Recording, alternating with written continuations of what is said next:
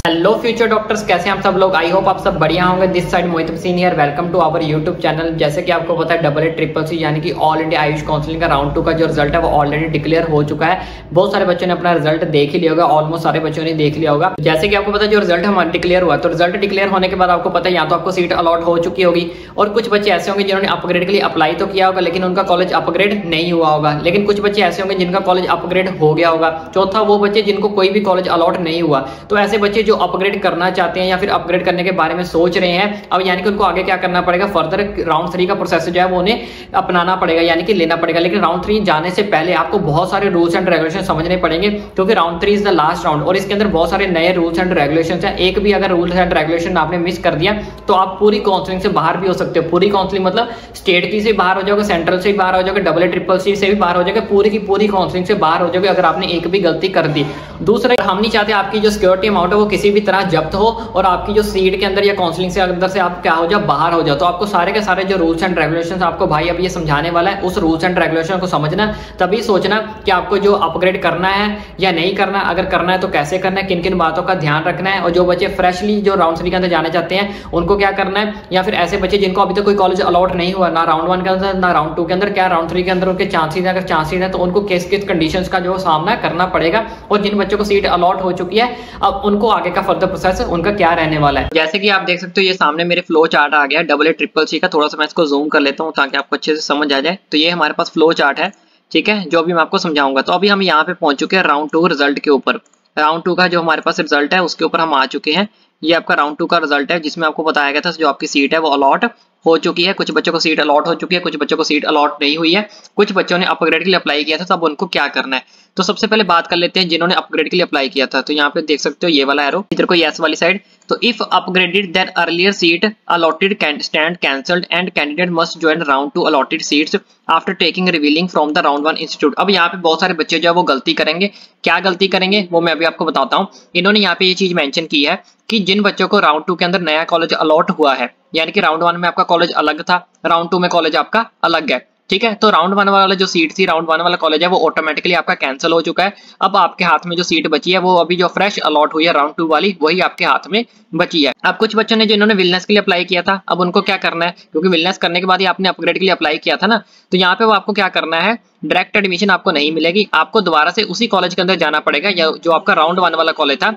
तो जब आप राउंड 1 वाले कॉलेज के अंदर जाओगे, वहां पे आपको जो है आपने डॉक्यूमेंट्स अपने सबमिट करवाए थे, तो वो डॉक्यूमेंट्स भी आपको पिक करने हैं वहां से, प्लस आपको यहाँ से वहां से एक रिवीलिंग लेटर लेना पड़ेगा। तो यहाँ पे आप देख सकते हो लास्ट लाइन में लिखा हुआ है, ये वाला जो रिवीलिंग लेटर है ये वाला आपको लेना पड़ेगा, क्योंकि बहुत सारे बच्चे रिवीलिंग लेटर लेते नहीं है, डॉक्यूमेंट्स लेते हैं और सीधा सीधा जो आपका नया कॉलेज अलॉट हुआ है वहां पे एडमिशन लेने चले जाते हैं, फिर वहां से उनकी जो एडमिशन है वो रिजेक्ट कर दी जाती है। तो इस तरह का आपने रिस्क नहीं लेना है। इन्होंने यहाँ साफ साफ मेंशन किया है जिन बच्चों का कॉलेज अपग्रेड हो चुका है, उनको नया कॉलेज अलॉट हो चुका होगा, तो फर्स्ट राउंड वाला कॉलेज उनकी जो सीट थी वो ऑटोमेटिकली कैंसिल हो चुकी है। जो नई फ्रेश वाली सीट उनको अलॉट हुई है वहां पे आपको जो अपना रिवीलिंग लेटर लेके जो है वो जाना पड़ेगा एडमिशन लेने के लिए। तो ये था उनके लिए बच्चों के लिए प्रोसेस जिन बच्चों ने अपग्रेड के लिए अप्लाई किया था और उनका कॉलेज जो है अपग्रेड हो चुका है। आगे सेकंड चीज की बात करते हैं, रिपोर्टेड टू अलॉटेड इंस्टीट्यूट। फिर आपने रिपोर्ट करना है अलॉटेड इंस्टीट्यूट के अंदर और कंप्लीट करना अपना एडमिशन फॉर्मेलिटीज। लेकिन अगेन रिपीट कर रहा हूँ, अपना रिवीलिंग लेटर लेके जरूर जाना, बिना रिवीलिंग लेटर के आपको एडमिशन नहीं दी जाएगी, वहां जाके आपके एडमिशन को कैंसिल कर दिया जाएगा, ठीक है।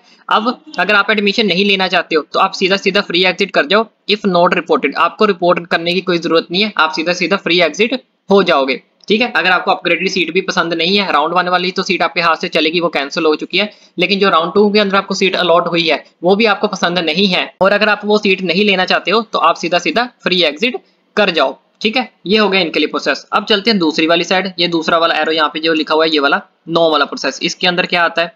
अब यहाँ पे देखो, if not upgraded candidate does not want to retain R1 allotted seat, he may she avail free exit within 5 days after the announcement of round 2 result। अब जिन बच्चों ने अपग्रेड के लिए अप्लाई किया था, ठीक है, लेकिन उनका जो कॉलेज है वो अपग्रेड नहीं हुआ, उनका कॉलेज अपग्रेड नहीं हुआ, जो सीट उनको राउंड 1 के अंदर मिली थी वही सेम टू सेम जो है राउंड 2 के अंदर भी मिली है। तो ऐसे बच्चों को अब क्या करना है, तो उनके लिए अब क्या ऑप्शन है वो यहाँ पे इन्होंने बताया गया है। आपको 5 दिन के अंदर अंदर जो है फ्री एग्जिट कर जाना है। अगर आप 5 दिन के अंदर फ्री एग्जिट नहीं करते हो तो आपको जो है राउंड 2 वाले जो रूल्स है वो आपके ऊपर अप्लाई कर दिए जाएंगे। यहाँ लिखा हुआ otherwise round 2 rules will apply. तो आपको 5 दिन के अंदर अंदर जो है फ्री एग्जिट करना पड़ेगा। दोबारा से फ्री एग्जिट की बात बता रहा हूँ, कैसे करना है क्या नहीं करना।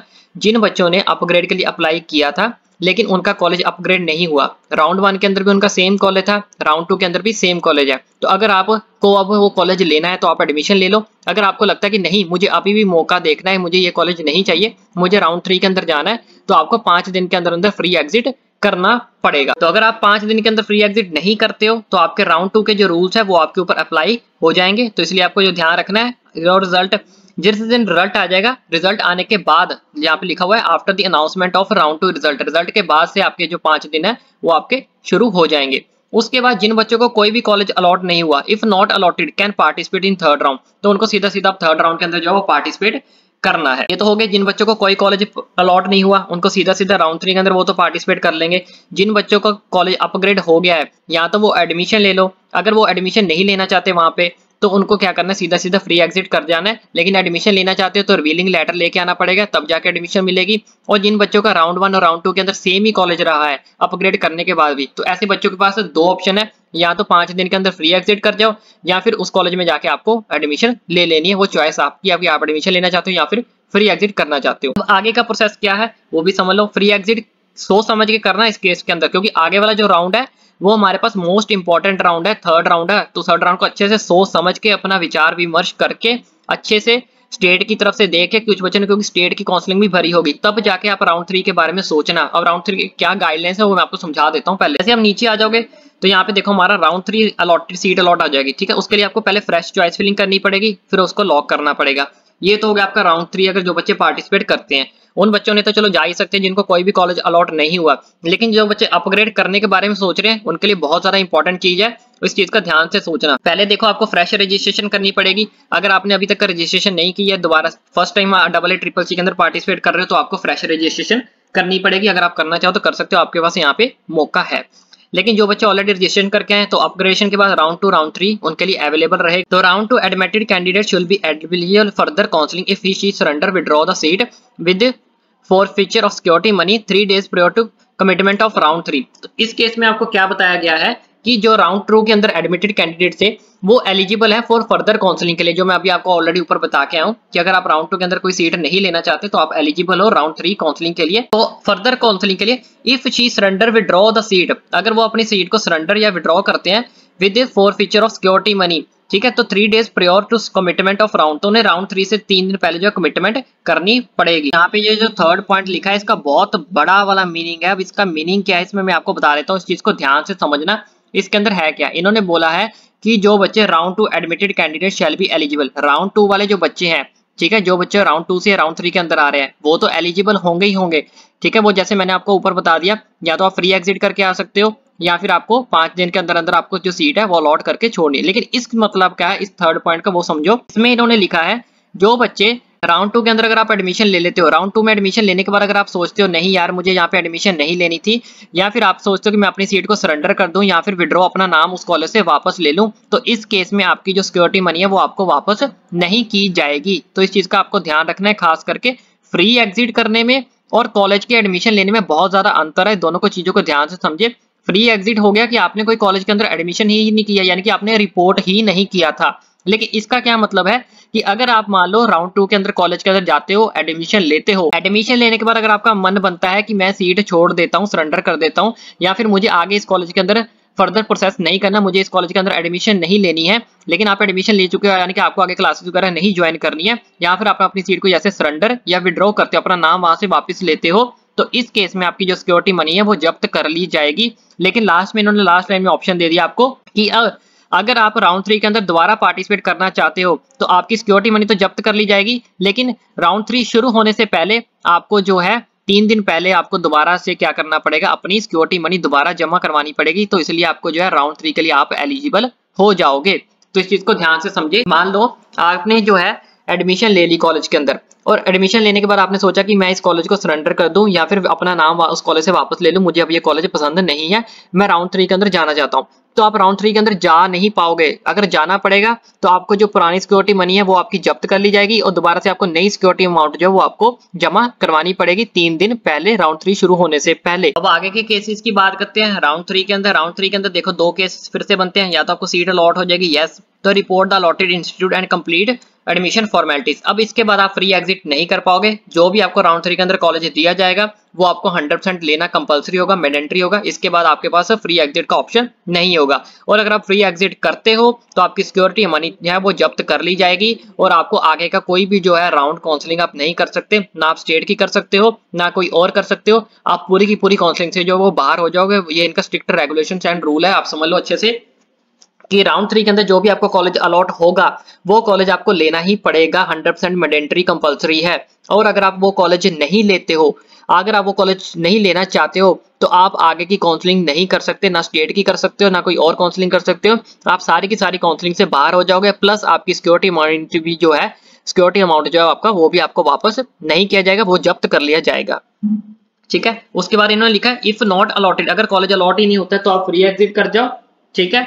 उसके बाद इन्होंने लिखा है इफ नॉट रिपोर्टेड, ये आप लिखा देखो साफ साफ लिखा हुआ इफ नॉट रिपोर्टेड, अगर आप रिपोर्ट नहीं करते हो या फिर अपना नाम वापस लेते हो, the security money will be forfeited and he will be in eligible for further Ayush counselling. Central की हो, स्टेट की हो, यूटी की हो, सारी की सारी कोटा से आप जो है काउंसलिंग से बाहर हो जाओगे, सेंट्रल की, स्टेट की, यूटी की। तो इस चीज का ध्यान रखना। इसलिए मैंने आपको बोला था कि राउंड 3 के अंदर पार्टिसिपेट करने से पहले ये सोच लेना, अगर आपको जो राउंड 3 के अंदर कॉलेज अलॉट हो गया तो आपको जो है वो कॉलेज 100% लेना ही पड़ेगा। अगर आपने स्टेट का सोचा रखा है कि मुझे स्टेट से कोई ना कोई कॉलेज मिल जाएगा तो राउंड 3 के अंदर सोच समझ के हिस्सा लेना कि अगर एक बार कॉलेज अलॉट हो गया फिर वो आपको 100% लेना ही पड़ेगा। अगर नहीं लोगे तो आपकी सिक्योरिटी मनी जाती रहेगी और प्लस आप आगे की काउंसलिंग में पार्टिसिपेट भी नहीं कर सकते हो। उसके बाद यहाँ पे लिखा है जिन बच्चों को सीट अलॉट नहीं होती है, नो, तो participate in the SVR and fill the choices, यानी कि स्टे वैकेंसी राउंड के अंदर पार्टिसिपेट कर सकते हो। स्टे वैकेंसी राउंड के अंदर पार्टिसिपेट तभी होगा अगर आपने सिक्योरिटी जो है वो डीम्ड की दे रखी है। जैसे कि आपको पता है डीम्ड की जो फीस है वो अलग से होती है और यहाँ पे आपको जो है डीम्ड की फीस जो है वो देनी पड़ेगी। इसके बाद आपको जो है डीम्ड की फीस आपकी सबमिट नहीं की जाएगी। लास्ट राउंड हमारे पास थर्ड राउंड ही है। तो अगर आपको स्टे वैकेंसी राउंड के अंदर पार्टिसिपेट करना है तो उसकी सिक्योरिटी अमाउंट भी आपको इसी राउंड के अंदर सबमिट करवानी पड़ेगी। राउंड 3 कंप्लीट होने के बाद सबमिट करवाओगे तो एक्सेप्ट नहीं होगी। तो इस चीज का भी जो आपको खास करके ध्यान रखना है जो बच्चे स्टे वैकेंसी राउंड के अंदर जाना चाहते हैं, क्योंकि कुछ बच्चे ऐसे होते हैं जो सोचते हैं कि स्टे वैकेंसी राउंड के अंदर जाने से पहले हम देख लेंगे राउंड 1, राउंड 2 या राउंड 3 के अंदर सीट मिलती है तो ठीक है, नहीं तो हम स्टे वैकेंसी में पार्टिसिपेट कर लेंगे। तो स्टे वैकेंसी में आपको फ्रेश रजिस्ट्रेशन करने का मौका नहीं मिलेगा। उसकी रजिस्ट्रेशन जो आपको इसी थर्ड राउंड के अंदर करवानी पड़ेगी। ठीक है। तो उसके लिए आपको एसवीआर फिल द चॉइस, यानी कि स्टे वैकेंसी राउंड में पार्टिसिपेट करना है तो आपको उसकी, जिन बच्चों ने तो दे रखी है उनके लिए तो अच्छा है, जिन बच्चों ने अगर जाना चाहते हैं या फिर नहीं दे रखी तो उनको थर्ड राउंड के लिए ही ऑप्शन है, थर्ड राउंड के अंदर ही उनको ये सब कुछ काम करना पड़ेगा। उसके बाद submit undertaking for the stay vacancy round, तो जो भी आप अंडरटेकिंग सबमिट करोगे वो सब कुछ चॉइसेस वगैरह वो आपको देख दी जाएगी। यहाँ पे देखो आप यहाँ पे लिखा भी हुआ, मैं पढ़ा भी देता हूँ आपको। फ्रेश चॉइस फिलिंग आपको करनी पड़ेगी और आपको स्टे वैकेंसी के अंदर लॉक करना पड़ेगा, यानी कि आपकी लॉक करनी पड़ेगी सीट्स। उसके बाद यहाँ पे देखो नीचे नो फ्रेश रजिस्ट्रेशन एबल, आपको दोबारा से फ्रेश रजिस्ट्रेशन अवेलेबल नहीं होगी। जैसे कि मैंने आपको बताया चॉइस फिलिंग आप दोबारा से कर सकते हो, वो आपके लिए अवेलेबल होगा। Candidates who were not allotted any state through, अगर कैंडिडेट को कोई भी सीट अलॉट नहीं होती है CCC से तो counselling conduct by state UTs are eligible for stay vacancy round, तो वो जो कंडक्ट जो स्टेट करवाती है यूटी तो उन स्टे वैकेंसी राउंड के अंदर आप एलिजिबल हो जाओगे। यानी कि जहाँ तो आप अपनी स्टेट के राउंड्स कंप्लीट कर लो, अगर आप स्टे वैकेंसी का करना लेना चाहते हो तो आप स्टे वैकेंसी के लिए भी एलिजिबल हो जाओगे। लेकिन सीट मिल गई तो आपको 100% वो सीट लेनी पड़ेगी, वरना आप जो है अपनी सिक्योरिटी अमाउंट से जो है वो हाथ धो बैठोगे, प्लस आप जो है बाकी सारी काउंसलिंग से बाहर भी हो जाओगे। उसके बारे में लिखा है no upgradation from round two SVR, third round के बाद जैसे कि मैंने आपको ऑलरेडी बता दिया कि जो थर्ड राउंड के अंदर आपको सीट मिलेगी वो लेनी पड़ेगी। उसके लिए आप स्टे वैकेंसी के लिए जो है अपना अपग्रेड नहीं कर सकते। No upgradation from round 3 to SVR, यानी कि स्टे वैकेंसी राउंड के अंदर। उसके बाद यहाँ से लिखा है स्टे वैकेंसी राउंड के लिए जो सीट अलॉटेड हो गई है तो उसके लिए भी report to allotted institute complete admission formalities. उसके बाद भी आपको जो है कोई भी फ्री एग्जिट का ऑप्शन नहीं मिलेगा। अगर आपको सीट अलॉट होती है तो नो फ्री एग्जिट, तो आपको वो वाला कॉलेज 100% जो है वो लेना ही पड़ेगा। तो इस प्रोसेस को ध्यान से समझ ले। तो अगर स्टे वैकेंसी राउंड के अंदर भी आपको कॉलेज अलॉट हो गया तो कोई भी फ्री एग्जिट नहीं है, आपको वो 100% कॉलेज लेना ही पड़ेगा। हाँ, स्टे वैकेंसी राउंड के अंदर भी आपको कोई कॉलेज अलॉट नहीं होता है तो आप फ्री एग्जिट हो जाओगे, तो कोई दिक्कत परेशानी वाली बात नहीं है। उसके बाद आपकी काउंसलिंग जो वो एंड हो जाएगी। तो ये था आगे का फर्दर प्रोसेस जो मैंने अभी आपको बताया। आई होप आपको सारा का सारा प्रोसेस, सारी की सारी जो गाइडलाइंस है वो अच्छे से समझ लगी होंगी। इन केस फिर भी अगर कोई क्वेरी, कोई डाउट बचता है तो आप ओपनली मुझे नीचे कमेंट करके पूछ सकते हो। बाकी एट लास्ट इसी तरह की सारी नोटिफिकेशन पाने के लिए अपने भाई के चैनल को सब्सक्राइब करना ना भूलें।